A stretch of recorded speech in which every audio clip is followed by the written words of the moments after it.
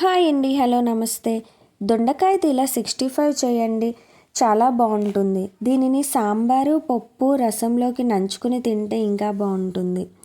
ముందుగా అరకిలో దొండకాయలు తీసుకోండి. వాటిని శుభ్రంగా కడిగి ఒక దొండకాయను 4 లేదా 5 ముక్కలుగా పొడవుగా కోసుకోండి.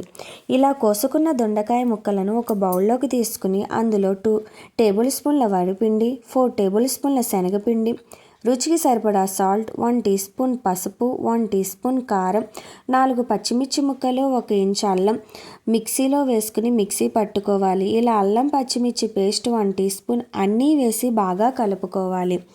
తర్వాత లైట్గా వాటర్ పోసుకుని ముక్కలకు పట్టేలా కలుపుకోవాలి. వాటర్ ఎక్కువగా పోయకండి, జస్ట్ లైట్గా చిలకరిస్తూ ముక్కలకు పట్టేలా కలుపుకోండి.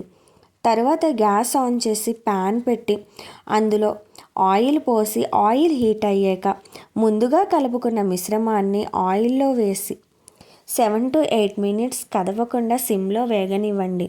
ఇలా వేగాక రెండో వైపు కూడా వేగనించి మొత్తం వేగాక ఒక గిన్నెలోకి తీసుకోండి. తర్వాత అదే ఆయిల్లో 4 టేబుల్ స్పూన్ల పల్లీలు వేసి బాగా దోరగా వేగనివ్వండి. ఇలా బాగా వేగాక అవి కూడా దొండకాయ ఫ్రై మిశ్రమంలో కలపాలి. తర్వాత కొద్దిగా కరివేపాకును కూడా వేగనించి తీసుకోండి. అలాగే జీడిపప్పు 3 టేబుల్ స్పూన్లు తీసుకుని అవి కూడా దోరగా వేగనించి తీసి ఫ్రై మిశ్రమంలో కలపాలి. ఇప్పుడు లైట్గా సాల్ట్, ఆల్రెడీ దొండకాయ ఫ్రైలో వేసాం కాబట్టి కొంచెమే వేయండి.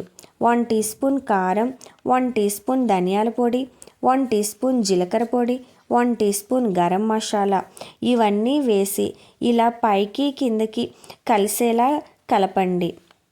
అంతేనండి, దొండకాయ 65 రెడీ. Thank you.